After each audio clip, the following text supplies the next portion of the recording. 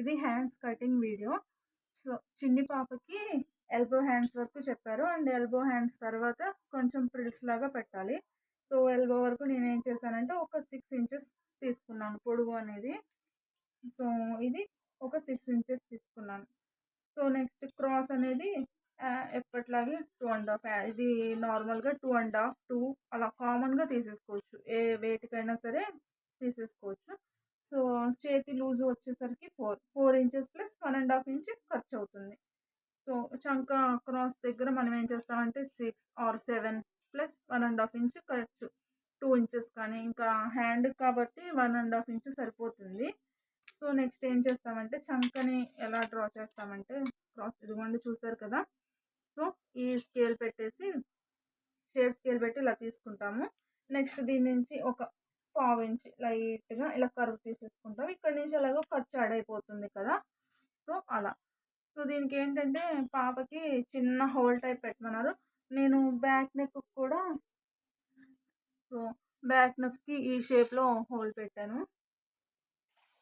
Back neck కూడా ఈ షేప్లో ఇది పెట్టాను కదా. సో అలాగే దీనికి కూడా అదే షేప్ ఇచ్చేసాను.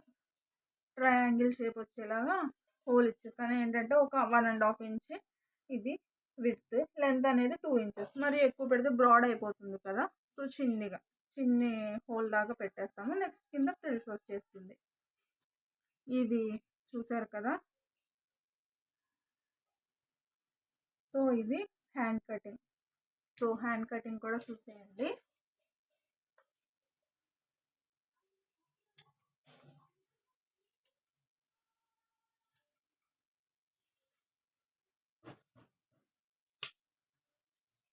ఇక్కడ చిన్నగా ఇలా టక్స్ ఇచ్చేసుకుంటే తెలుస్తుంది అక్కడ చంక దగ్గర అనేది.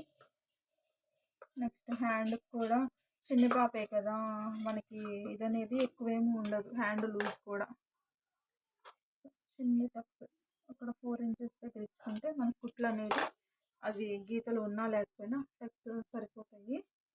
నెక్స్ట్ ఈ షేప్గా చేయాలి కదా మనం.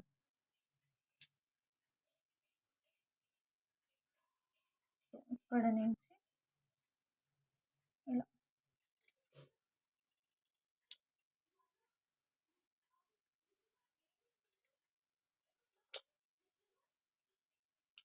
చూసారా ట్రయాంగిల్ అని వస్తుంది. చూసారు కదా hands, triangle shape hands cutting video ఇది.